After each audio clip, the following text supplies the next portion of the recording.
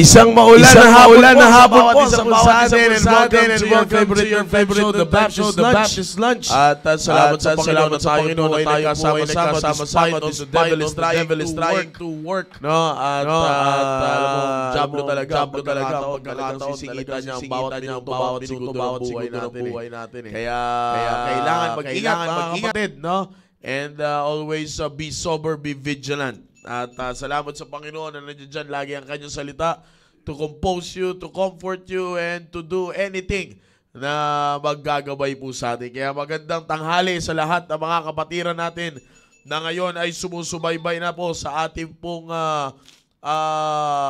Baptist Lunch program.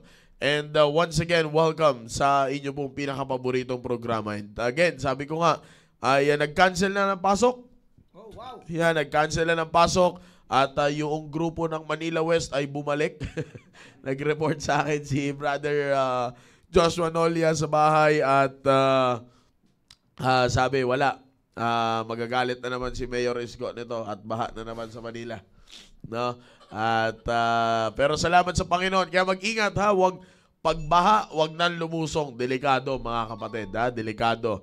At lalo na kung ikaw ay nasa linyahan ng mga karanasan sa buhay ni Lolo Pugs. Yan. Mahirap magkasugat. Well, anyways, magandang tanghali po sa inyo lahat. Luzon, Visayas, Mindanao.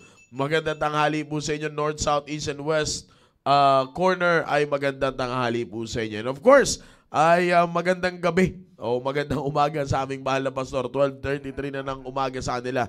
At mamayang 10 o'clock or 10:49, nakita ko ba doon sa lilipad na po siya papuntang south. Okay, lilipad na siya papuntang Arkansas. Yan, so doon naman siya kay Pastor Sneedern. At doon naman siya makikipag speaking engagement niya po doon, alright? So because he was invited to preach to the churches there sa West Plain, Missouri. Alright, so, or hindi pala Arkansas, Little Rock, Arkansas. Yan. So, kaya continue to pray for him. Alright, magandang tanghali po sa lahat ng mga ngayon ay sumusubaybay na sa ating pong programa. Sir Noel, Sir Rudy, magandang tanghali po sa inyong lahat. Amen. Isang maulang tanghali sa bawat isa po sa atin. At salamat sa Panginoon na sa tanghaling ito ay muli nagkasama-sama po tayo para po sa ating espesyal na programa, Panglalaki, Usapang Tatay at Usapang Leader ng Tahanan. Salamat sa Panginoon at of course binabati ko po ang lahat na masugod nating taga-subaybay sa ating programa at kasama na po natin ang ating mga mission churches, mga missionary po natin sa Cagayan, si Sir Rick Formanes. Magandang tanghali po sa inyo dyan, Sir. Gayon din po si Pastor Joel Tandoy ng Patnungon. And of course, yung ating magiting na tatay, si Sir Andy Agdon. Magandang tanghali po. Gayon din po si Sir Jeffrey at ang aking uncle na si Sir Dennis Quaresma. Magandang tanghali po sa iyo. At gayon din po si Sir Edward Rabino. Pambihira. Sir Edward Rabino at yung area leader nating 13 years old, Sir Ivan Mangoso. Magandang tanghali po. At si Sir Gabi Hacker Pakba, magandang tanghali din po sa iyo. At sa ating mga kananayan, mga mothers po natin, kasama po natin.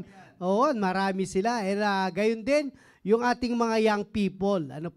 Ang kagandahan po rito sa programang ito, pagdating sa salita ng Diyos, wala pong tinatangi ito. Ito po ay para sa lahat. At salamat sa Panginoon na nagkasama-sama tayo. At gayon din po, meron po tayong taga-ibang bansa na nagmamonitor, si Sir Lopez, Roel. Magandang tanghali po dyan sa Australia. Brad? Australia. Prayerfully ay malapagan namin yung inyong lugar, of course. At gayon din po, binabati ko rin ang aming area, ang West Bank family, and congratulations po sa lahat ng nag-involved sa ating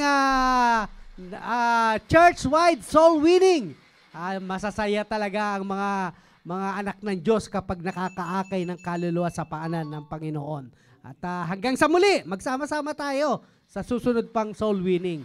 At gayon din po, binabati ko ang aking pamilya. Si Sister Cynthia na nasa bahay ngayon, huwag mong uubusin ang iyong lakas dahil darating ang magdanakaw. Gayon din ang aking dalawang anak, si Sister Pauline at saka si Tricia na nasa kanilang trabaho. Ingat lang kayo dyan mga anak. At magandang tanghali po sa bawat isa po sa atin. Sir Rudy! Amen. Thank you so much at magandang umaga po muli mga kapatid sa lahat ng mga viewers natin, sa mga tatay, mga nanay, mga young people. Si Dave Quiñones nakita ko talagang itong batang ito, nakatutok siya. Tuloy-tuloy lang at ito'y makakatulong sa'yo. At salamat sa pagkakataon na nandito po muli tayo. At muli tayong nananalangin na gamitin tayo ng Panginoon ang programang ito na patuloy na mahamon ang bawat pamilya, ang mga tatay, especially upang mailid ang kanilang mga pamilya. At syempre magandang tanghali sa aming area, ang Makati Central Family, gayon din sa aking asawa at sa aking mga anak. At gayon din kay Nanay Linda Quiñones, belated happy birthday kahapon po Nanay. At salamat sa Panginoon na kabahagi ka ng Makati Central at ingatan ka lagi ng Panginoon. Ay. Sir Maki. Amen. Pastor Dexter Rico, magandang tanghali po sa inyo, Pastor Dex. Yes, Sir Maki, Sir Noel, Sir Rudy, at sa lahat ng TBL. Maraming salamat sa pagkakataon na tayo muli binigyan ng pagkakataon na tayo magsama-sama at mag-sharean ng ikalalago at ikalalawak, especially ng katatayan, kapwa nating katatayan. At sa bawat pamilya na nakikinig, mga kapatid, ay stay put lang tayo dyan. At alam ko kahit konti ay meron tayong madadampot at patuloy nating panghawakan at i-apply natin sa ating buhay bilang isang Kristiyano. Amen. Yun lang po at magmuli magandang tanghali sa ating lahat. Yan, parang gumagandang lalaki si Pastor Dex sa'yo. Bagay sa yung checkered pala tayo, Dex. Ano? Talaga, parang 18 anyos siya.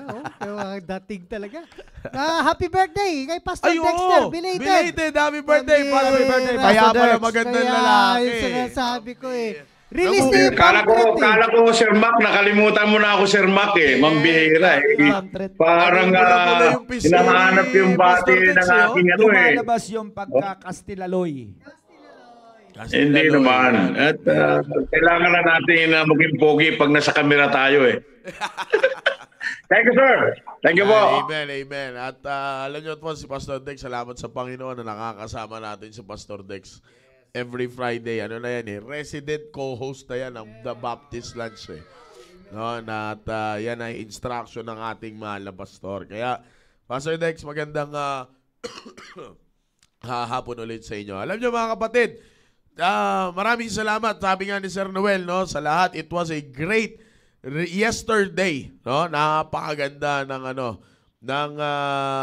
nung una, parang sabi ko, mukhang kinabahan ako nung una kasi umulan Alas 7 ng umaga, umuulan. Sabi ko, talo tayo nito. Paramdam Sabi ko nga, mukhang magkakasubukan ng pananampalataya. Kaya nga sabi ko, talo tayo nito. Sabi ko, lugi. Ay, biyaya ng Panginoon bandang mga mga 8:30, tumitigil-tigil na siya. Kaya, salamat sa Panginoon na abangan nyo po, no, ang announcement sa linggo. Sa bawat area, i-announce natin kung ilan yung kanilang accomplishment at bagamat may ilan-ilan na ako, nag-public na ako kasi gusto ko na ma-share yung blessing ng Panginoon Amen. So kaya patuloy po natin and talagang alam nyo ang Diablo mga kapatid, gagawa ng paraan yan para mahadlang. Hindi talaga papayag ang Diablo na panalo lagi ang Panginoon Kita nyo naman ngayon sa oras ng pagpa-follow up ng mga nasiran, binaha ang ibang lugar. At hanggang ngayon, umuulan. Hanggang ngayon. Pastor Dex, umuulan ba dyan sa inyo ngayon, Pastor Dex? Sa ngayon po, Sir Mac, makulimlim lang po. Makulimlim, pero kasama na rin kami sa may signal. May bagyo ba? Oh, wow. Meron, sir. Meron pala. Dito kasi, Pastor Dex, Meron dyan sa norte. Ay, sa norte nga. Alam ko meron na, parting Quezon. dito, Pastor Dex, simula kagabi, hindi pa tumitigil ang ulan. Kaya, Ay, ganun po. basang-basa ang kalsada, Pastor Dex. Basang-basa ang kalsada. Yan, kaya... Ano na naman yan na? Ano na naman, basta na naman. Kaya ngayon Saka, liwanagin ko lang yung sinabi mo kanina, bakit darating ang magnanakaw? Eh, mapapaghandaan ka ng 45 niya pag dumating ang magnanakaw. Oo, matindi ang mga magnanakaw dito, nanguubos ang lakas. Okay. Kaya sa mga fathers po, no, talagang kailangan maging mapagmasid tayo dahil ang Diablo ay talagang buhay at hindi titigil. Amen. Alam niyo po, meron po ako pinag-aaralan Yes, sir. at pinag-aaralan ko po kanina. Mamaya po ibabahagi ko po sa inyo ano po. At yan po kasi ang aking ginagawa po, no? Ngayon ay every Baptist lunch and every sabi ko nagpipray ako sa Panginoon na kasi when it comes to experience, Sir Rudy, Sir Noel, ay wala pa naman ako ganung experience, no? At ako kung akong tatanungin, mas gusto ko bang makinig kaysa sa magsalita dahil masarap makinig eh. Marami kang matututunan. Amen. No? Pero salamat po sa Panginoon na nilagay tayo ng Panginoon dito at nung una ay akala ko ay pantakip lang, pantapa lang ba sa pantapa lang. Pero salamat sa Panginoon na pagkakatiwalaan po tayo. Kaya when it comes to experience, gusto kong makinig pero salamat sa Panginoon na nandiyan dyan ang salita niya. Ano po? Amen. Na siyang nagtuturo sa atin, no, para magkaroon tayo ng knowledge. Kaya sabi ko sa Panginoon, Panginoon, nilagay niyo ako sa Mother's Edition, ginagamit niyo po ako sa Father's Edition. Ang mga nandiyan dyan na nakikinig ay mga veterano na pagdating sa pagtatatay. Kaya Panginoon, kayo ang bahala sa aking sasabihin. No, kaya ang nakakatuwa po ay every time na nagsasalita si Sir Rudy, Sir Noel, ngayon kasama na natin sila si Pastor Dexter, talagang mapupuno ka ng mga dapat mong tingnan sa buhay.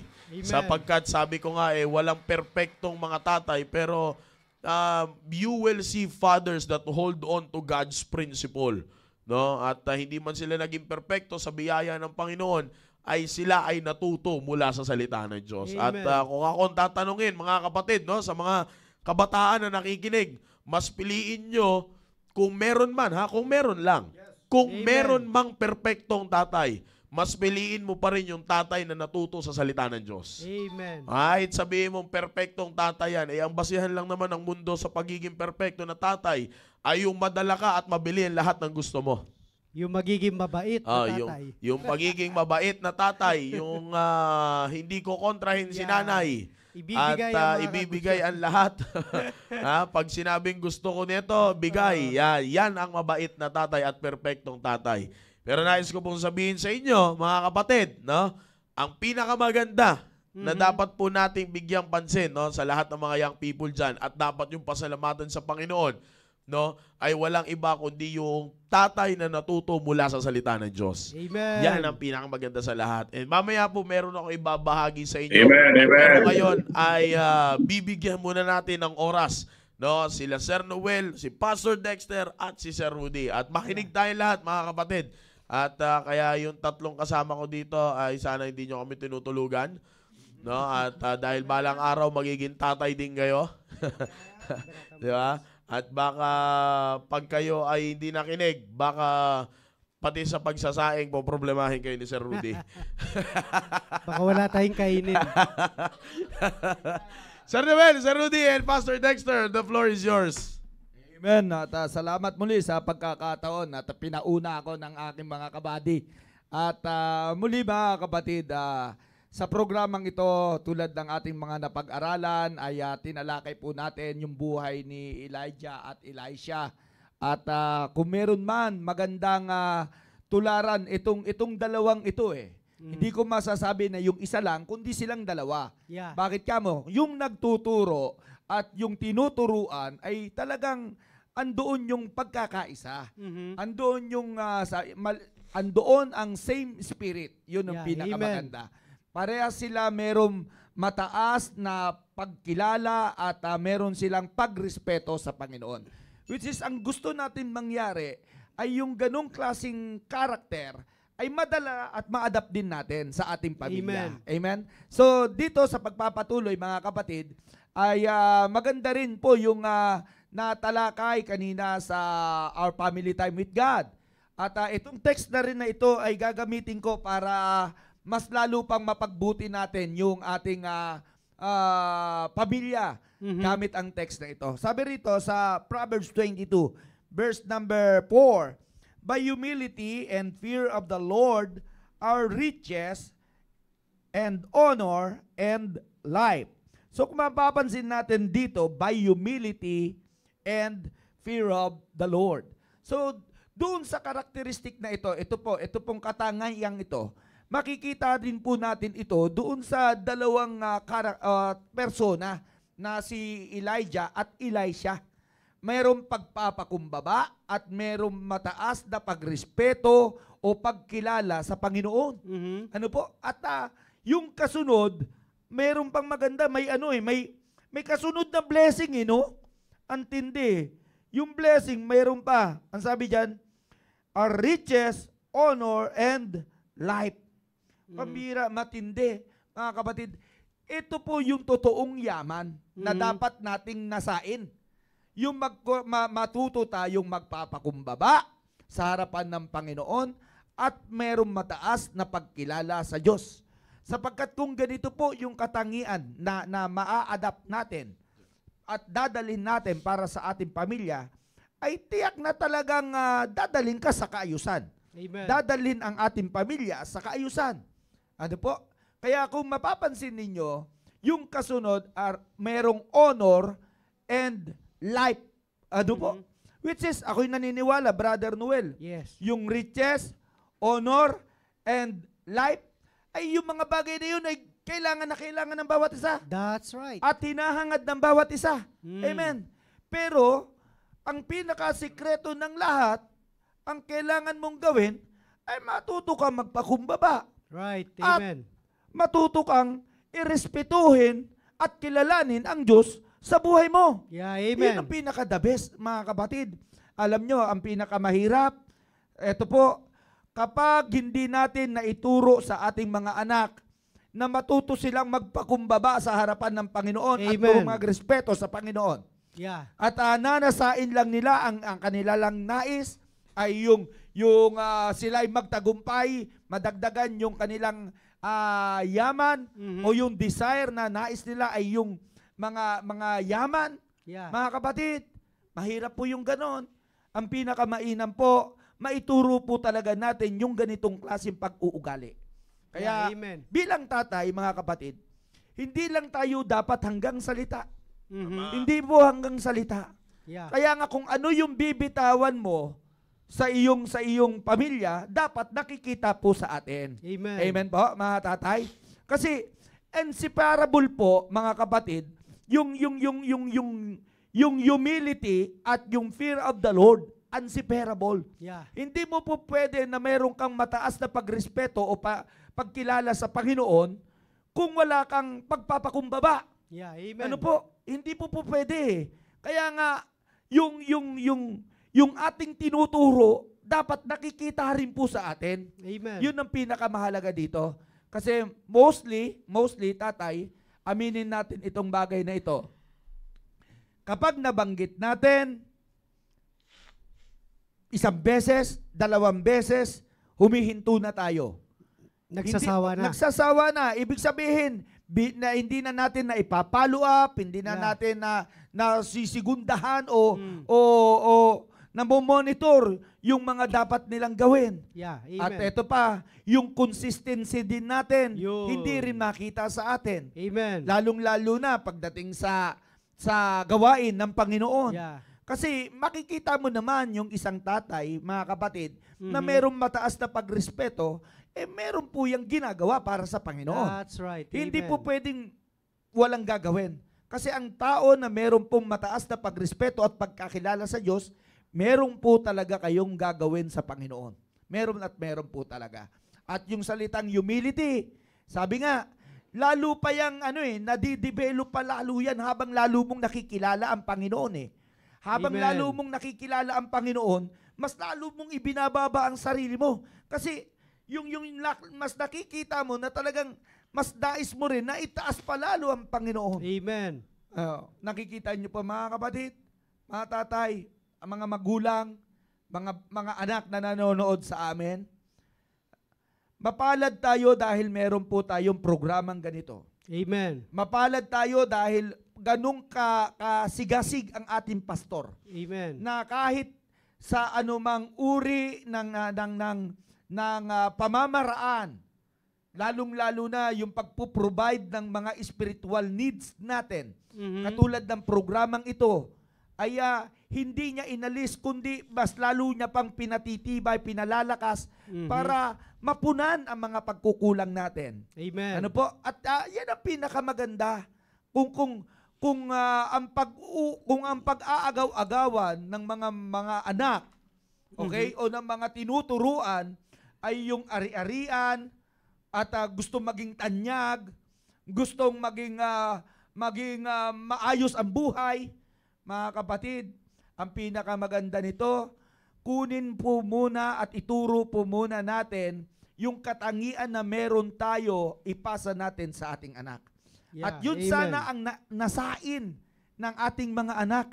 Huwag sana nilang pag-agaw-agawan yung kapiranggot lang, inaagaw-agawan pa. That's Ano po? right. Amen. Huwag naman sana, kundi mas nasain nila yung sabihin nila, gusto ko yung espiritu ni Papa. Amen. Gusto ko yung karakter ni Papa. Yeah, amen. Dapat ganun ang makita.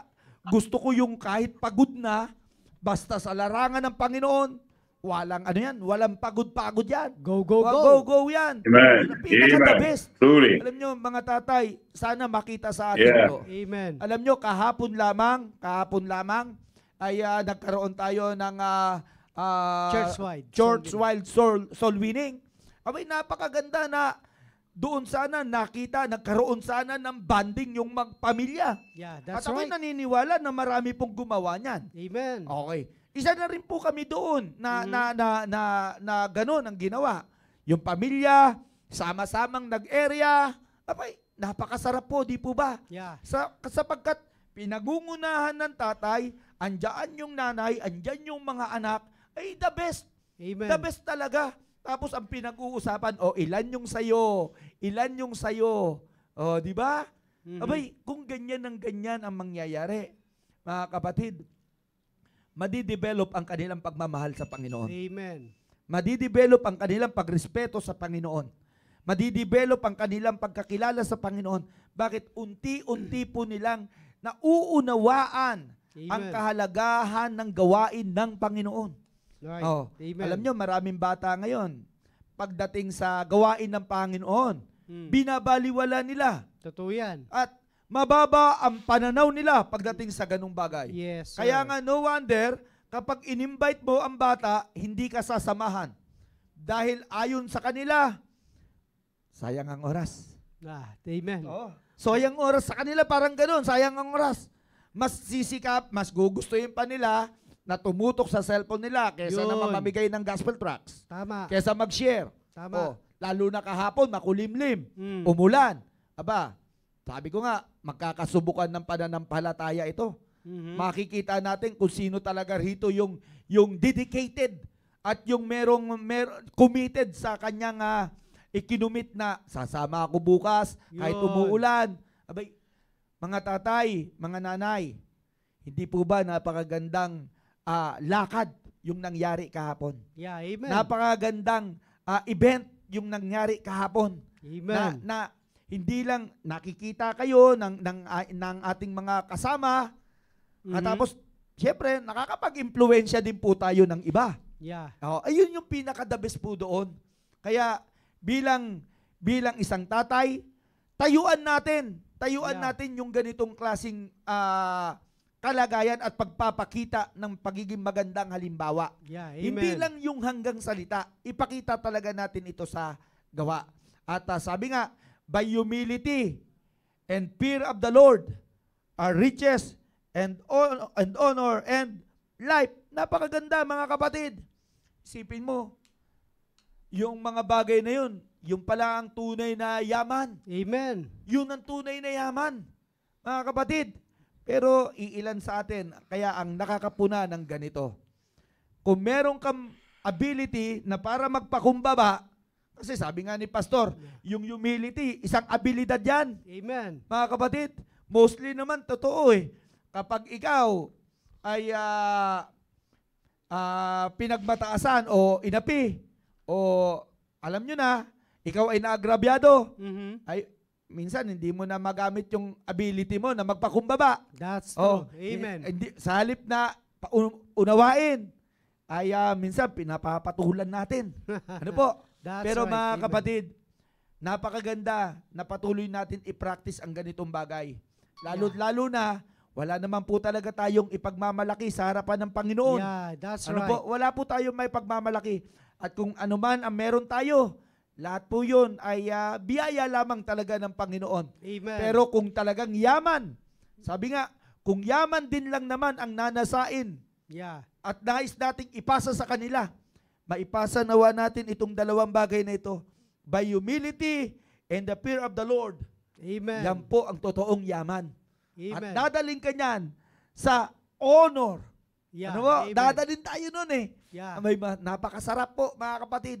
Isipin mo, halimbawa man, matulad tayo kay Elijah, malaman natin yung departure natin. Mira, no? Yun ang maganda ron eh. Oo. Sana ganun eh. Sana all. Sana talaga, Brad, sa totoo lang, nung sinabi ni Elijah na ako, aalis na ako. May palatandaan pa. May palatandaan eh. Oo. Pero alam nyo po, kung ganun sana ang mangyayari sa atin, ano? Oh, Napaka-the best sana po, ano? Amen. Abay, makakapagtagubiling ka talaga ng maganda at maipiprepare mo ho ng maganda. Oh. Pero kahit na hindi dumating yun, ngayon pa lang, wag natin sayangin yung panahon, Yeah. yung pagkakataon natin. Ibigay agad natin, ituro na agad natin sa ating mga anak. Amen. Wag po natin pagsasawaan. Yeah. Ulitin Amen. ko, wag po natin pagsasawaan. At sa inyo naman, mga anak, wag nyo sanang baliwalain ang pagtuturo ng inyong mga magulang. Amen. Wag sana, pahalagahan nyo. Sapagkat kung meron man kayong dapat i-treasure, yun yung mga moment na ipinapasa sa iyo ng tatay mo o ng magulang mo ang mga bagay na kailangan mo. Amen. Yun ang magpapatatag ng pagkatao mo. Yeah. Yun yung doon ka titibay, doon ka lalakas, na kahit may problema ka sa buhay, wala man ang tatay at nanay mo. In fact, hindi po lagi natin kasama ang mga magulang natin. Amen. That's right. Dumarating talaga kahit buhay pa sila, pero aalis at aalis ka o sila Yeah. ang aalis. Dalawa lamang po yan eh. Yeah. Pero kaya nga maganda na kahit wala tayo at naiwan natin ang ating mga anak o umalis man ang ating mga anak, pumunta na sila sa ibang lugar, babaunin nila ang bawat aral na itinuro mo sa kanila. Yeah. Amen. Yun yung marunong silang magpakumbaba, meron humility, at meron silang mataas na pagkilala sa Panginoon. Amen. At yun ang totoong yaman na dapat nating ipasa sa kanila. Mga tatay, hindi ko uubusin ang oras kasi meron pa pong ibang magsasalita. Yeah. Pero kung babalik pa sa akin ang mikropono, susulutin uli natin ito. Amen. Brother Noel, Yeah. Sir Maki. Amen. Sir Noel. Amen. So maraming salamat Sir Rudy at talagang yung nagustuhan kong sinabi mo kanina yung consistency, no? Alam niyo po yun yung isang problema po natin mga kapatid, mga kapwa ko ama ng tahanan. Yung hindi po yun mabilis po magbago ang ating desisyon, ang ating pasya. Hindi bihira po yung sa atin yung talagang kung ano po yung nagtutuloy-tuloy, no? Consistent sa kanyang sinabi. Alam niyo po, ang buhay ng pagiging ama ay talagang may kanya-kanyang stage po talaga yan. Iba po yung ikinasal ka, iba naman po yung nagkaroon ka ng baby, iba rin po yung pinapaaral mo pa lang sila, no? Iba rin po yung nagkatrabaho na po sila, iba rin po yung na-in love na sila. Yan yung isang malaking problema eh. So may kanya-kanyang may mga stage po talaga ang pagiging ama ng tahanan. At alam niyo po, ang salita ng Diyos ang siyang nagtuturo kung paano po tayo magtuloy-tuloy sa ating pinanghahawakan, yung prinsipyo. Kaya nga dapat bilang ama ng tahanan ay kung meron pong mga prinsipyo sa salita ng Diyos, dapat yung tayo po yun. Dapat po kargado po tayo ng salita ng Diyos. At yung prinsipyo ng salita ng Diyos ay wag po nating palalabnawin. Kaya nga, alam mo, kanina, nag-usap-usap po kami kanina nila Sir Maki, Sir Rudy. Yeah. Talagang sinasabi niya talaga na how I wish na yung pagtuon mo ng pansin ay ituon mo rin sa isa kong anak. Alam niyo po, mga kapatid, kapag hindi po natin nabantayan yung ating mga anak, ay talagang, kaya totoo po yung sinasabi ng salita ng Diyos na train up a child. No, bago ka palang mag-asawa, meron ka ng plano sa iyong mga anak. No? Kung ano ba talaga ang gusto mong mangyari sa iyong mga anak. No? At pag sila lumaki na, talagang, alam nyo, napakaganda. Yung sabi nga ng lolo ko Sir Rudy, Sir Maki, yung isang baluktot na punong kahoy, no? Kahit baluktot na katawan. Para maraming masaya. Kaya pala minana mo Kaya nga, Pastor ito sabi ng lolo ko, yung baluktot na punong kahoy ay mahirap na pong ituwid yan kapag tumanda na. Pero alam nyo po, kapag baluktot na, kasi tayo mga kapatid, dahil likas po tayong makasalanan foolishness is bound. Sabi nga ng Bible to the heart of the child, di ba? So, ayaw man natin na magkasala ang ating mga anak, magkakasala pa rin yan. Kaya nga minsan nagtataka tayo, wala naman tayong tinuturo. Mga kapatid, kaya nga, habang bata pa lang sila, ay talagang wag na natin silang pahintulutan na lumakad sa kasalanan, sa kasamaan. Minsan kasi, tinotolerate natin. Kasi sabi, bata pa naman yan, hindi pa nauunawaan. Alam niyo po, katulad nga, si Sir Maki, kita mo, ang anak niya ay wala pang 1 taong gulang. Pero, dyan po, magandang turuan ang bata na sa murang gulang pa lang, kasi yan mga bata po, tanggap lang ng tanggap yan sa ituturo mo. Kaya nga, sa murang edad pa lamang mga kapatid, talagang turuan na natin sila. At ano ba yung dapat nating ituro? Yung mabuti. At saan po natin makukuha yung kabutihan? Sa salita ng Diyos. At unang-una pong nating ituturo sa kanila, yung sabi nga po ni Sir Rudy kanina sa kanyang binasa sa Proverbs 22, yung fear of the Lord. Na dapat nilang maunawaan, mga kapatid, na sa kanilang murang edad, na kapag sila'y gumawa ng masama, magagalit ang Diyos. Minsan imposiblihan po kasi tayo. Kasi sabihin nila, bata pa yan, hindi pa nila mauunawaan yan. Yan, mga kapatid, napakatalino. Bata pa lang isang matalino na po yan. Matalas na po ang memorya niyan. Kaya nga, habang andyan pa lang sila sa murang edad, ay talagang kargahan na natin sila ng salita ng Diyos. Yung dapat malaman nila yung mabuti at masama. No? Yung dapat malaman nila yung mabuti at masama. Na kapag mabuti, gawin nila. At kapag masama, huwag nilang gagawin. Bakit? Dahil kapag sila'y gumawa ng mabuti, hindi lang magagalit si tatay. Hindi lang magagalit si nanay. Dapat maitanim sa kanilang isipan na kapag sila'y gumawa ng masama, ang unang magagalit ay ang Diyos. That's right. Amen. Kaya nga, maliit pa lamang sila, ay turuan na natin sila na irespeto ang Diyos. Irespeto natin ang Diyos. At wag maging consistent po tayo. Huwag po tayo maging magbabago-bago ng prinsipyo, mga kapatid, mga kapwa ko, ama ng tahanan. Yeah. Bata pa lang, dapat manindigan na tayo. Ituro na natin sa kanila ang tama at paggawa ng mabuti upang ang Diyos ay maluwalhati. At kita nyo po, mga kapatid, alam mo, bata pa lang yung aming mga anak, talagang sinasabi ko sa Panginoon, kung kami pagkakalooban mo ng ng anak, pagkakatiwalaan ng anak, ay gusto ko lumaki sila sa simbahan. At yan po mga kapatid, talagang hindi po yan hindi po nagbago ang aming pananaw ni Sister Cynthia. Kasi pinagpe-pray po namin talaga sila. At nakikita po namin talaga na hindi po perpekto ang aming mga anak, ano po? At wala namang perpektong bata.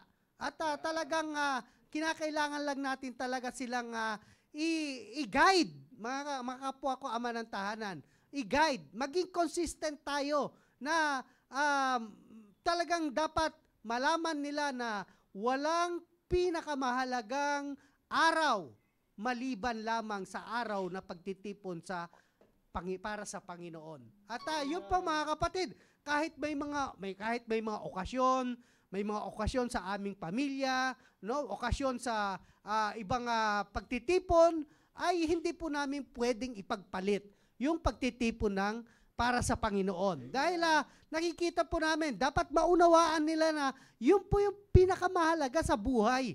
Yung pagrespeto natin sa Diyos, mga kapwa ko ama ng tahanan. Bakit? Ando doon mga kapatid, sabi nga ni Sir Rudy, ando doon na yaman. Diba? Kanino? Dapat nga malaman talaga ng ating mga anak, kanino ba ang mga bagay na nandito sa ibabaw ng lupang ito? Sino ang nagmamay-ari? No? Dapat natin maipasa sa kanila, mga kapwa ko, ama ng tahanan, na yung trabaho mo ay hindi yan dahil sa galing mo. No? Dapat maitanim natin sa isip ng nating mga anak na kaya ka nagkaroon ng trabaho dahil pinagkatiwalaan ka ng Diyos ng trabaho. Kaya ka nakapagtapos ng pag-aaral dahil pinagkatiwalaan ka ng Panginoon ng isang magulang na mangangasiwa sa'yo at magmahal sa'yo upang magkaroon ka ng mataayos na edukasyon. Dapat lagi nating i-connect lagi yan sa Panginoon.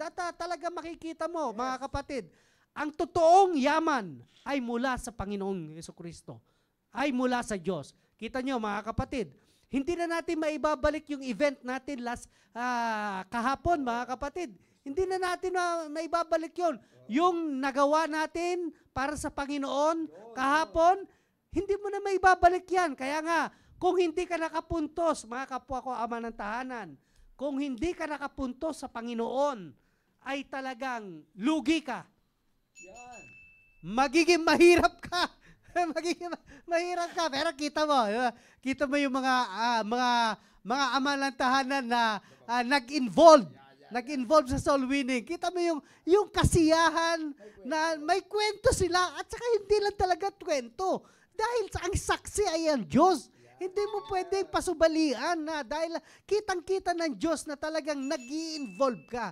At nakikita mo mga kapatid, alam mo, Sir Rudy, salamat sa Panginoon na ang ating mahal na pastor ay talagang gumagawa ng kaparaanan upang tayo ay hindi mapalayo sa kalooban ng Panginoon. Kasi alam nyo naman pag holiday di ba? Before the holiday pala, nakasalansan na yan Meron nga akong isang miyembro na naringgan Miyembro natin Matagal na rito, miyembro. Kabay, kine-question pa ang activity ng church. Bakit naman kung kailang holiday saka naman tinataon ni pastor yung mga activity?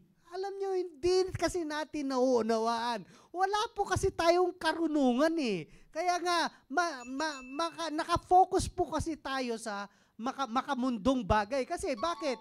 Kapag holiday kasi ang nasa isip, outing. No? Gala. Di ba? Bibisita sa mga kaibigan. Hindi nila nakikita kung papaano tayo pinoproteksyonan ng ating mahal na pastor. Kita mo yung mga tatay at mga nanay na hindi nag-involve kahapon. Saan kayo nagtungo? Nagastusan pa kayo. Di ba? Samantalang, Sir Rudy, yes, sir. Sir Maki, nag-involve tayo. Yun yung totoong kayamanan. Yun yung totoong kayamanan. Naging wise lang tayo at hindi natin pinahintulutan yung yung panahon na gugulit natin sa walang kababalaghang bagay, walang katuturang bagay. Yun yung kayamanan. At yun yung dapat natin maipasa sa ating mga anak. Yung gumawa ng bagay na ikalulugod ng Diyos. Kasi alam niyo po, sabi nga ni Sir Rudy kanina, hindi po garantiya na magsasama tayo ng matagal ng ating mga anak. Alam niyo po mga kapatid, napakaganda na meron po tayong maibibigay sa kanila na kayamanan. Hindi kayamanan ng mundong ito, kundi kayamanan mula sa Diyos. Na kung nakikita sa atin mga kapatid na talagang ibinibigay natin yung oras natin sa gawain ng Panginoon. Alam niyo po mga kapatid, dapat po natin maunawaan na kinakailangan natin ipasa sa ating mga anak yung ating pananampalataya. No? Alam niyo po, hindi po yung kayamanan dito sa ibabaw ng lupang ito.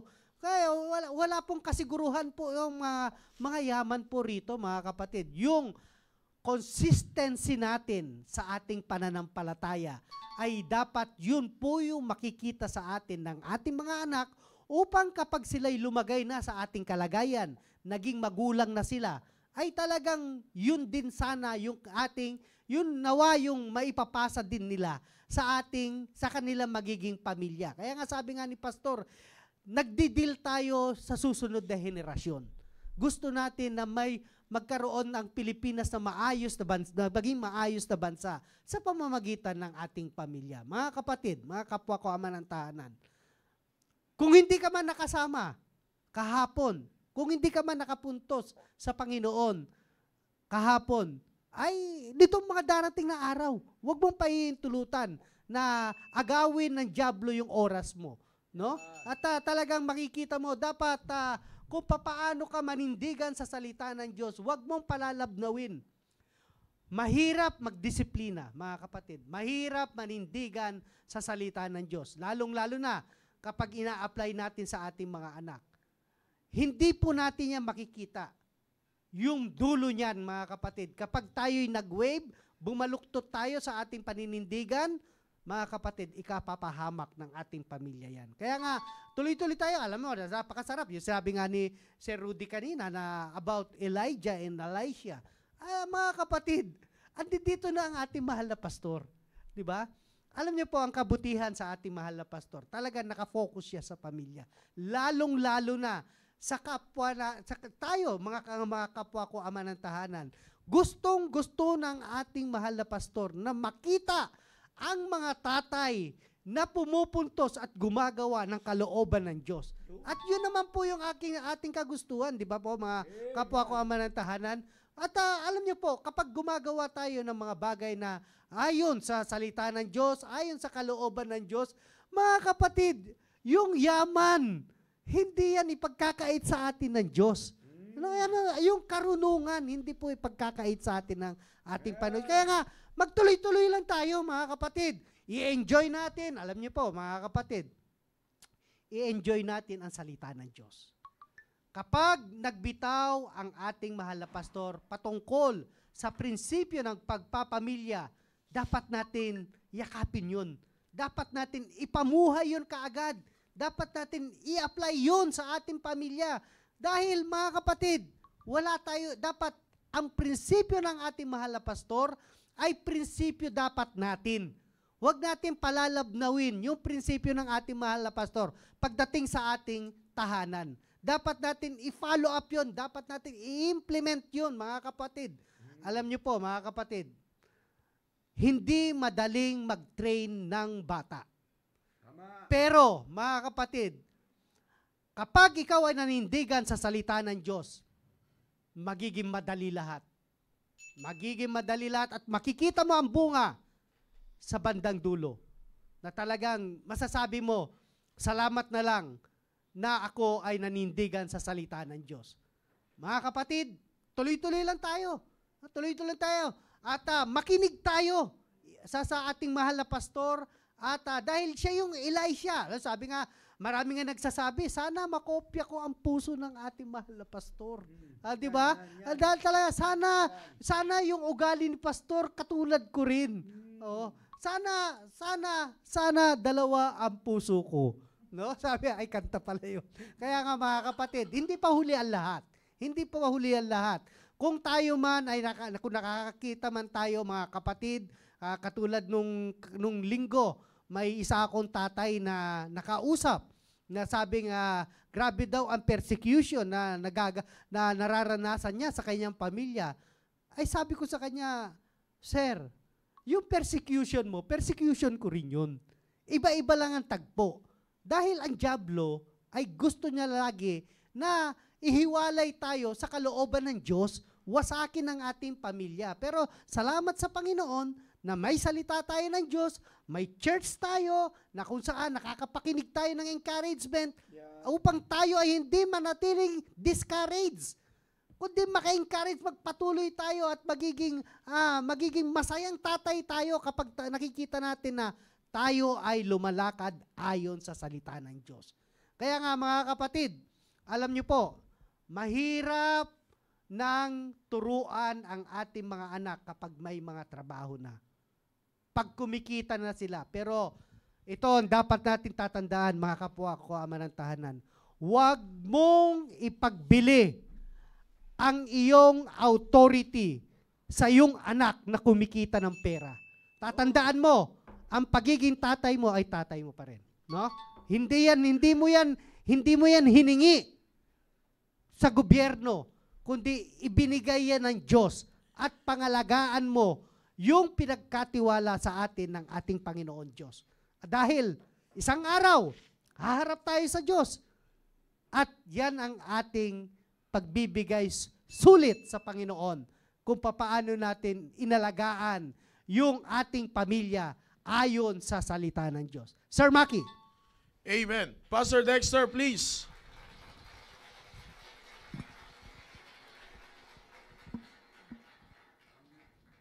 Nakamute po kayo, Pastor. Maraming salamat Sir muli, Sir Maki, Sir Rudy, sa pagkakataon na tayo muli nagkasama ngayon pong tanghali. At alam ko naman na tayo ay punong-puno na sa lahat na nakikinig, no? Doon sa mga dalawang nagsalita. But ako lang din po ay meron ding ibabahagi lang po sa inyo, mga kapatid, sa mga kapwa ko tatay na nakikinig ngayon pong tanghali. Alam nyo, isa sa mga nakita ko doon, yung salita kanina ni Brother Noel, kinuha din kay Brother, yung consistency. Alam mo, speaking of consistency, yan ang mahirap, no? Mahirap talaga gawin. Pero pag ating panghawakan yung salitang consistency, ay dyan talaga makikita natin ang pagiging padre di pamilya natin. Okay? Now, speaking of Elisha, at alam nyo, ako, sabi ni Sir Noel kanina, mahirap makuha ang puso ng ating mahal na pastor. Totoo yan. Ako, portion lang. Portion lang ang makakuha man lang ng kahit konting portion doon sa puso ng ating mahal na pastor, ay masaya na ako sapagkat nag-iisa lang yan. Nag-iisang pastoril lang yan pagdating sa puso ang pag-uusapan. Ako, personally, portion lang. Makakuha man lang ng portion sa puso ng ating mahal na pastor, masaya na ako doon. But dito, mga kapatid, no, speaking dito kasi dito nakatuon yung ating pong pag-uusapan about the Elijah and Elisha. No, sa ngayon ay of course, bago naman ako naging Elisha sapagkat meron tayong Elijah, walang iba kundi ating mahal na pastor. But now, sa aking kalagayan din po ngayon ay meron na din po akong mga Elisha, no? Like Prince Jinggoy na dito palagi kong kasama ko na siya sa gawain ng Panginoon. Kasi speaking of pagtuturo, yan nga palagi ang sinasabi ko sa aking anak. Sabi ko, hindi lahat ng oras ay tayo ay magkakasama. No, darating ang time na talagang like Elijah na siya'y aalis, no? But sabi ko, ay tandaan mo palagi yung sinasabi ko sa iyo. Tandaan mo palagi yung mga itinuturo ko sa iyo mula sa salita ng Diyos. Sapagkat napakahalaga niyan. Kasi pag wala ka na mapagtanungan, ay saan ka magtatanong? Kaya mahalaga, bawat bitaw, bawat tinuturo ko sa iyo, sinasabi ko sa iyo, yan ang dapat patuloy mong ilagay sa iyong puso't kaisipan sapagkat, sabi ko nga, pag dumating yung time na talagang magkakahiwalay na, ay talagang doon mo maiisip yung mga itinuro sa'yo ng magulang mo. Kaya sa kapwa ko tatay, no, wag tayo talagang tumigil sa pagtuturo. Nandun na yung tinatawag na nabanggit kanina ng mga tagapagsalita natin about yung kabaitan ng tatay. Totoo yan. Pero yung kapatid, nakikita ko ay mahirap din pala yung sobrang bait na tatay. Kasi nandyan yung tinatawag na pang-aabuso, no, ng ating mga anak. Kaya nandun pa rin. Walang problema sa mabait eh. But wag lang lumabas doon sa prinsipyo ng salita ng Diyos. Kasi mahirap naman ba sabihin tayo ng ating mga anak na cruel eh. But nandun yung stand natin sa paninindigan natin kung ano talaga ang tama. Kasi minsan, pag in-implement mo na ang ganito, tinuro mo ng ganito, talagang mayroong papalag na ating mga anak. But ako, paniwala ko, manindigan lang talaga tayo doon at nandyan na yung pagsunod talaga ng ating mga anak. But wag lang talagang bibitaw, no? Wag lang bibitaw kung ano yung tama. Nandun talaga yung tinatawag nating consistency. Like Elijah and Elisha. So, malaking bagay, no? Malaking bagay talaga. Salamat sa ating mahal na pastor na yung ganitong klaseng kaisipan, programa na kanyang naisip, ay kung atin lang po talagang nanamnamin, no? Especially sa aking mga kapwa-tatay, sa bawat pamilya. Ako personally, I'm not a perfect father, hindi rin perfectong aking pamilya, but ako ay talagang nagsusumika, pinipilit na maging maayos lahat because merong pattern. Merong pattern, meron tayong naririnig ng salita ng Diyos, prinsipyo ng salita ng Diyos na narinig natin sa ating mahal na pastor. Kaya itong programang ito, mga tatay, kapwa namin tatay, kami po na mga nagsasalita, hindi kami perfecto. Alam ko naman minsan masasabi, mayroon kayong masasabi sa amin. But huwag niyong tingnan yon. Ang tingnan palagi natin yung binibitawan at narinig natin mula sa salita ng Diyos. Yan lang ang sikreto diyan. Always yung pagsunod talaga. Kasi kahit naman sino pag tinanggal mo na sa sarili mo yung pagiging masurunod natin sa salita ng Diyos, ay yun yung hudyat na talagang tayo ay nagre-rebelde sa salita ng Diyos. Then pag may rebeldes attitude na tayo, then what is next? Magulo na talaga. Magulo ang buhay, hindi maging maayos ang buhay, at wala talagang makikitang kaayusan sapagkat nandun yung rebel attitude natin. Kaya ako nakikita ko, kapatid, nakita ko dito, no, talagang salamat may Biblia, salamat may salita ng Diyos, salamat may pattern, salamat may prinsipyo na ating nakikita dyan.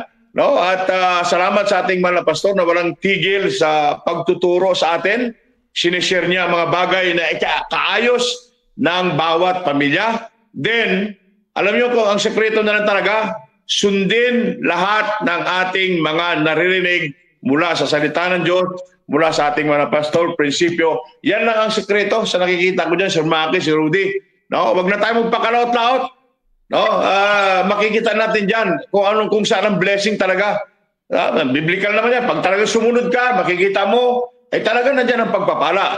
Kagaya na lang ng mga anak natin. No? Minsan minamasama tayo ng mga tatay, pero kung atin lang titingnan, biblically speaking, sabi nga ng Bible, dito sa mga anak, no? Sa mga anak, meron akong bibigay dito, Proverbs 19:20, sabi dito ng Biblia, hear counsel and receive instruction, that thou mayest be wise in thy latter end. Hear counsel and receive instruction. Sometimes yan na nagiging nanineglect ng ating mga anak kung bakit nagkakaroon ng problema. Sapagkat hindi na talaga tumatanggap ng turo at nakikinig ng turo at tumatanggap ng turo. No? Hindi na, yan ang nagiging problema ngayon .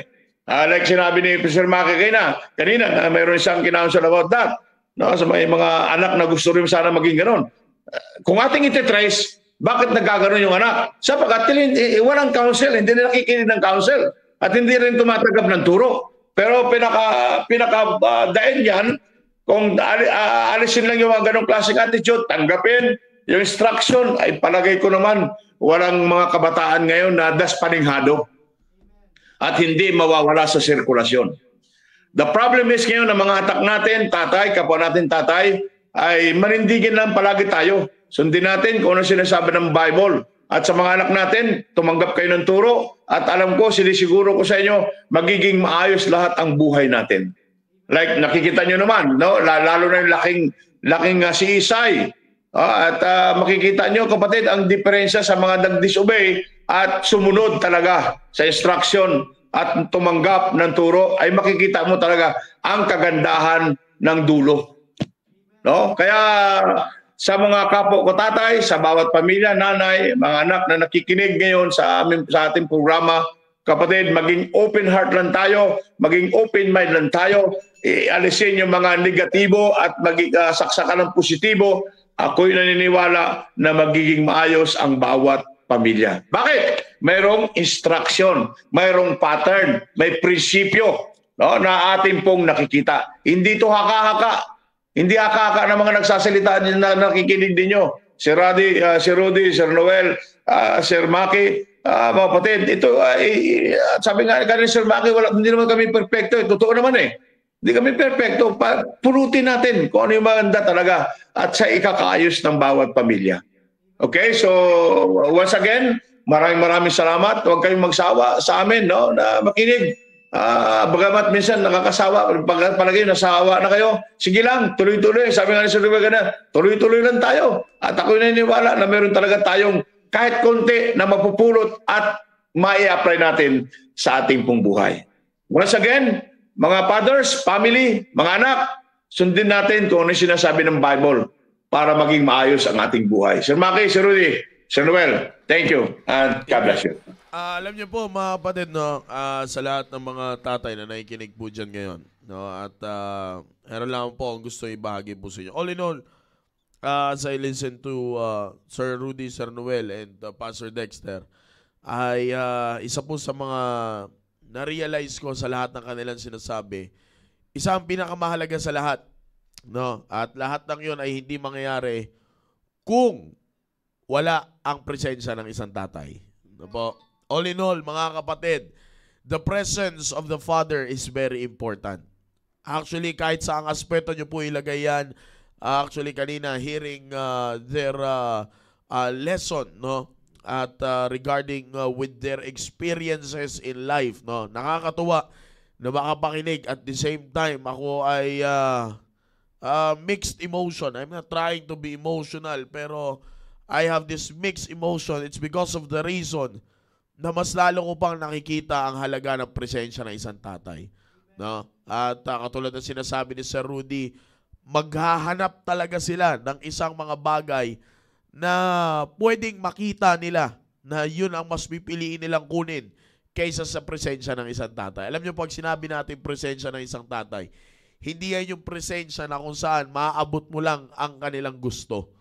Whether we like it or not, fathers nowadays are giving their family what they want and what they need. No, mas binibigay na nila yung gusto ng kanilang pamilya kaysa sa kailangan ng kanilang pamilya. Kaya nga dumarating sa puto ng pagkakataon, Sir Rudy, Sir Noel, and Pastor Dexter, na kapag ibinigay na ng isang tatay ang pangangailangan, ang kailangan ng pamilya, hindi na marunong tanggapin ng pamilya. Di ba? Makikipag-argue, maghahalo na ang balat sa tinalupan. Sabi nga nila, magkakaroon na ng Iraq at saka Israel sa loob ng tahanan. Bakit? Dahil masyado na tayong nakafocus sa ibinigay na natin ang gusto ng pamilya natin at hindi na kailangan ng pamilya natin. Nais ko lamang po ibahagi, mga kapatid, sa inyo, sa maikli minuto lang, no? Fathers na nakikinig kayo, huwag niyo muna akong alisan. Saglit lang to. No? Napakahalaga po kasi, alam nyo, as I study it, no, kanina nga sabi ko, regarding the topic itself, pambira, grabe ang pagkadugtong-dugtong ng Panginoon. Sabi ko nga, all in all, makukuha mo ang pinaka-pinupunto. Presensya talaga, napakahalaga. Tulad yan, sabi nga ni Sir Rudy, akalahin mo ngayon, mas inaasam-asam na gustuhin na buhay pa ay kinukuha na ang mana na pwedeng ipamana sa kanila. No, instead na kung saan yun ang hindi dapat yon ang maibigay ng isang tatay. No, alam niyo po, nakakalungkot kasi kapag absent ang isang tatay, ito po ang tatandaan nyo. Fathers that are listening right now, I want to emphasize you the importance of the presence of the father in the family. Because in the absence of the father, tandaan nyo po, sin is present. In the absence of the Father, sin is present. Kasalanan ang present kapag absent si tatay. Yan po ang tatandaan ninyo. Alam nyo po, in the Bible, sir, paano yan? Grabe ka naman magsalita eh. Wala ka pang experience ka, no? Hindi po ako nagsasalita out of experience. I am speaking based on the Word of God. Basahin ko lamang po sa inyo.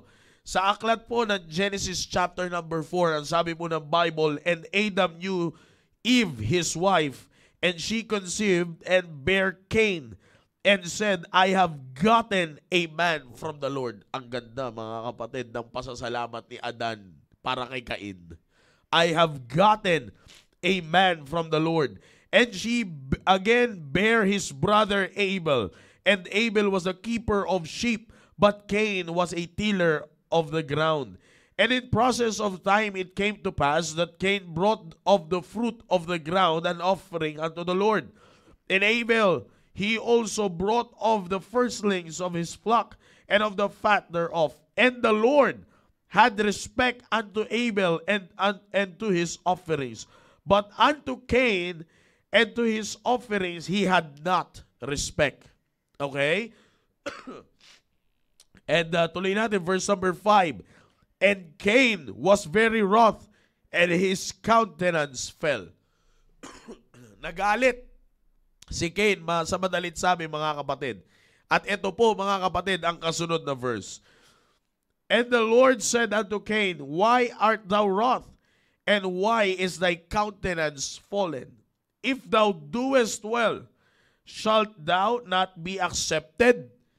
And if thou doest not well, tinan niyo po, mga kapatid, ang kasunod na part, sin lieth at the door, and unto thee shall be his desire, and thou shalt rule over him. Okay, fathers na nakikinig po ngayon, sa lahat ng mga tatay na nakikinig po sa akin ngayon. Ito po ang istorya ni Cain at ni Abel na alam naman po natin kung saan ito nagresulta. The first murder of men. Okay? Dito po nagawa ang first murder. Ang pagpatay ni Cain sa kanyang kapatid na si Abel. It's because of the reason na nagkaroon sila ng problema sa pagtanggap ng Panginoon sa offering. Nagkaroon ng inggitan sa dalawang parte ng magkapatid. Pero mga kapatid, alam niyo po, pinakamagandang tanong dito, where is the presence of Adam? Where is the presence of Adam? Alam niyo po, dito po sa tagpo po na ito, although the Bible didn't conclude, no, hindi nag-conclude ang Bible kung nasan talaga si Adam that time. No, walang sinabing exact location, but you will soon notice na nagkaroon ng pagkakataon sa punto nila na sa storya po na ito that Adam checked on his sons. Hinanap niya at inimbestigahan niya kung nasan at doon niya lang nalaman na patay na pala ang isa niyang anak. Di ba? Kaya nga mga kapatid, first murder is the first yan po, first murder na record sa tao ay between Cain and Abel sa magkarelasyon pa. Magkapatid pa, magkadugo. Di ba? Tingnan niyo po mga kapatid. And alam naman natin that murder is a sin. Pero alam niyo po kung saan po ito nagsimula? Sa presensya ng isang tatay. Sa pagkawala ng presensya ng isang tatay. Both of the brothers are out there in the field. Kapatid, ito po ang pinakamagandang tandaan po dito. When father decide not to obey God, there will always be consequences. Tandaan niyo po yan. May specific role po tayo na ibinigay po sa atin. Na alam naman natin that as a first man, as a first human father, si Adam po ang pinakawala ng, alam niyo, napakaganda nga sana ng example ni Adam eh. Kasi wala nang ibang titig ng example si Adam, kundi ang Diyos. Yeah? Wala na siyang ibang titig na example kundi ang Diyos. Pero makikita niyo po dito mga kapatid, nagresulta pa rin dahil tinalikuran niya yung example ng Diyos. Nagresulta ito ngayon sa siya ay nabuhay sa mundo ng makasalanan. At ito ay nagresulta sa greatest tragedy of his life na yung anak niya ay yung panganay niyang anak ay minurder ang kanyang pangalawang anak. Diba? Doon po ito nagresulta. Now, sa panahon natin ngayon, mga tatay, marami pong pwedeng ituro ang istorya na ito ni Adam. Ano po yun? About the consequences of our action and absolute necessity of obeying God. Ang unang may matuturo po sa atin ito ng storya nato ni Adam ay yung ating pong consequences sa ating mga actions. Pangalawa ay yung absolute na pagsunod po natin sa Diyos. Na dito po pinapakita na ang Diyos ay naghahanap ng isang tatay na mas pipiliin ang sumunod sa Kanya at magsabit sa Kanyang salita. Yan ang hinahanap ng Diyos. At yung mga tatay na merong integridad, na mamuhay, na merong kaalaman, na hindi niya tinatago sa presensya ng Diyos. Pero tinan niyo po mga kapatid, ang resulta, bagamat ganun ang nangyayari ngayon, sa panahon natin, alam niyo po ba, totoong-totoo po ito. Totoong-totoo ang pangyayari po sa buhay na ito that up until to this time, ay nangyayari po ito. Maraming anak ang napapahamak, it's because the presence of the Father is not there. Maraming anak ang mas pinipiling magkasala. It's because of the presence of the Father is not there. Again, in the absence of the Father, sin is present.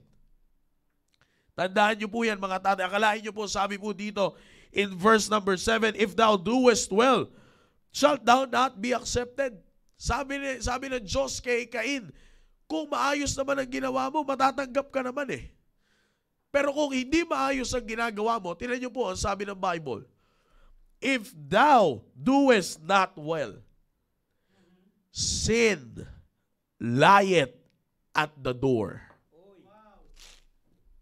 Kapatid, pag kaya nga po sabi ko sa inyo, in the absence of the Father, sin is present. Sin is present in the absence of the Father. Maraming anak ang mapapahamak kapag absent ka, tatay. Hindi lang basta presensya, kundi sabi nga ni Tatay Dex, the counsel. They will never receive any instruction if they will not hear a counsel from you. Pag walang counsel na natanggap ang isang anak, absent ka, tatay, tandaan mo yan. Pag walang counsel na narinig ang isang asawa, absent ka, tatay, ibig sabihin yan. Maliwanag yung sinabi. Sabi nga ng Diyos kay Cain, bakit ka nagagalit? Kung maayos naman ang ginawa mo, matatanggap ka ng maayos. Kung mali ang ginawa mo, sin lieth at the door. Tingnan niyo po, ano pong ibig sabihin po ng sin lieth at the door? It means, sin is present, sin is acceptable, and waiting to ensnare Cain. Ibig sabihin, handang-handa na malaglag sa patibong si Cain. Bakit? Present yung kasalanan. Bakit? Wala si tatay. Wala si Adam. Wala si Adan. Nasaan si Adan? The boys are out there in the field, pero wala si Adan. Tingnan nyo mga ka-fathers na nakikinig po ngayon, sana po matanggap po natin ito ng buo ngayon. I am not overstepping any experience of you sa pagkatatay. Nandiyan na yan. Mas may experience ka kaysa sa akin. Pero sa point na ito, sinisigurado ko na mas may experience si Adan kaysa sa ating lahat. Diba? It's in the Bible. Kapatid, nagkahantungan sa resulta na pinatay ng kapatid ang kanyang kapatid. It's because of just one problem. Absent si tatay. Where's the presence of Adam? Ngayon, sa Amen. Amen, sir. Na nakikinig.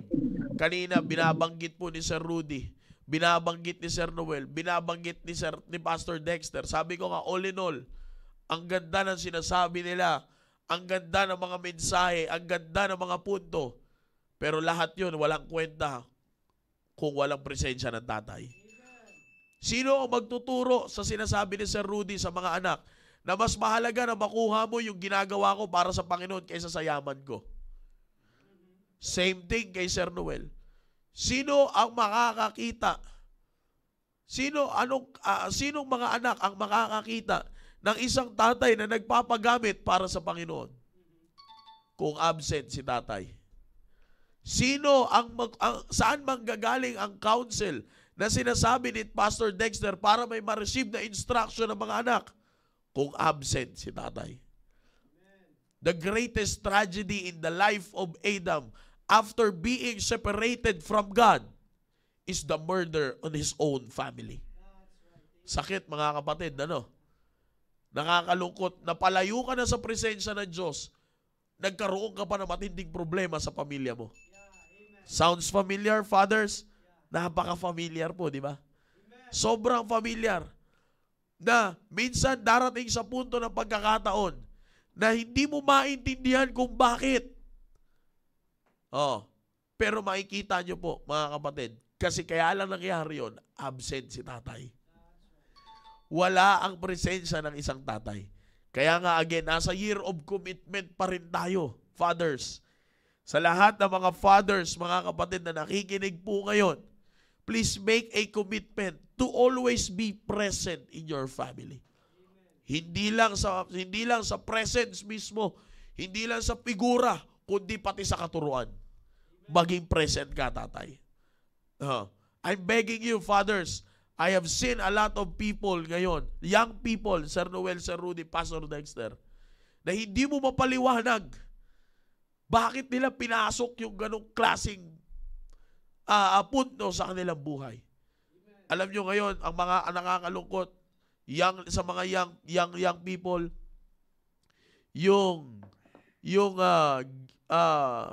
tawag nito, yung magsama ka out of wedlock, it is very normal for them. Samantalang kung sa probinsya nyo, based on the story of the people before, kung sa probinsya mo gagawin yan at nagawa yan, magtago-tago ka na. Buong barangay ang kalaban mo, iho. Pero ngayon, madali lang, usap-usap na lang. Usap-usap na lang. Kaya nga po sabi ko sa inyo, kanina, di ba, ang Diyos ay naghahanap ng isang tatay na merong integrity to live with the knowledge that nothing is hidden from God's sight. Naririnig ko to lagi kay Sir Noel. Ayan po God is looking for a father with integrity to live with the knowledge, na may kaalaman that nothing is hidden from God's sight. Lagi ko to naririnig kay Sir Noel. Bakit ka magtatago? Wala namang sikretong hindi nabubunyag. Diba? Walang kasalanan ang hindi nabubunyag. Yung 2 years nga, nabunyag pa din eh. Diba? Walang kasalanan ang hindi nabubunyag, kapatid. Sabi ng Biblia, if that is a sin, that is a sin. Pero please, fathers, pwedeng mapigilan eh. Pwedeng mahadlangan. Pwedeng mabarikadahan. Pwedeng hindi mangyari sa pamilya. Just be present. Pwedeng may magturo doon sa sinasabi ni Sir Rudy na, anak, mas mahalaga ang integridad natin kaysa sa yaman natin. May magtuturo at may magsasabi doon sa sinasabi ni Sir Noel na, anak, mas tingnan mo ako pag naglilingkod ako sa Panginoon kaysa sa promotion ko sa trabaho ko. Mas asam-asamin mo na yung promotion ko sa Panginoon kaysa sa promotion ko sa trabaho ko. May magsasabi, may magbibigay ng counsel sa sinasabi ni Pastor Dexter at may mga anak na makakatanggap ng instruction if the father is present. Mga tatay, I hope na ako po ay naging blessing po sa inyo ngayon. No? At sabi ko nga, nakakalungkot kapag makakita ka ng mga anak na tanggap naman po namin yan. No? We as area leaders, as assigned by God, no, na to oversee some people na binigay niya po sa amin.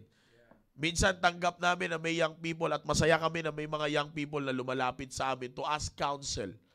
Pero ang lagi po namin tanong, nasaan ang magulang mo? Nasaan si tatay? Nasaan si nanay? Pinakamahalaga sa lahat, presensya ng tatay. Yan po ang tatandaan po natin. Ano po? Alam niyo, salamat sa Panginoon na dito sa ating simbahan, napakaraming tatay. At masarap mapalibutan ng tatay, sa totoo lang. Kaya kayong mga team prep, no, medyo nawawala na yung fellowship natin ng first Sunday. Dapat magkakasama-sama tayo.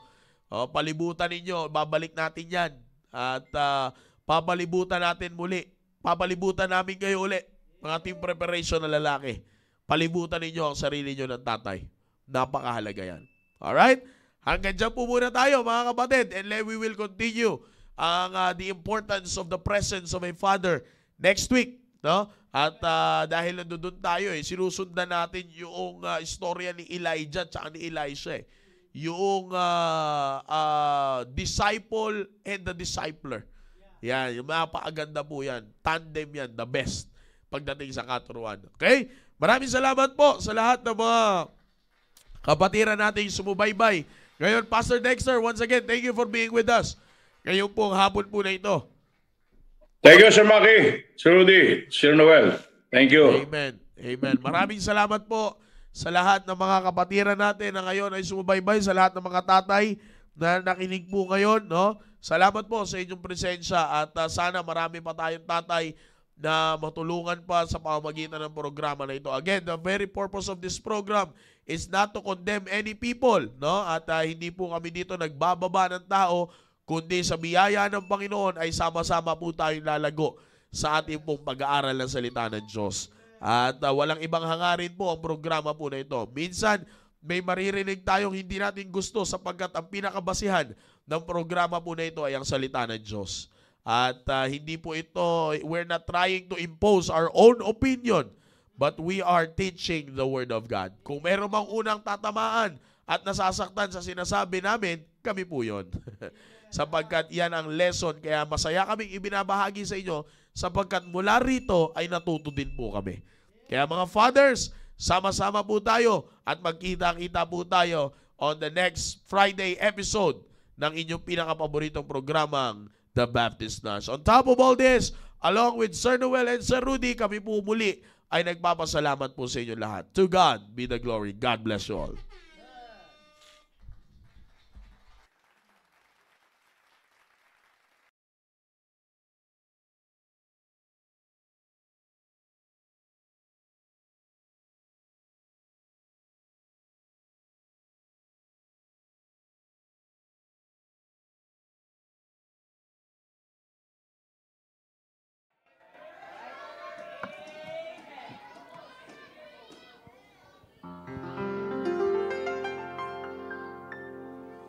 For such a long time, I tried to find just a little peace of mind,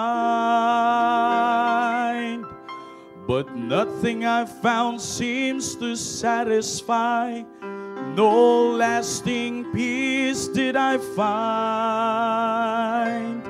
But when I found Jesus, something deep inside us said, searching has finally o'er. And it's a wonderful feeling when you know that you've found what you've been looking for. Blessing after blessing keeps on following me. Blessing after blessing, my life is just oh so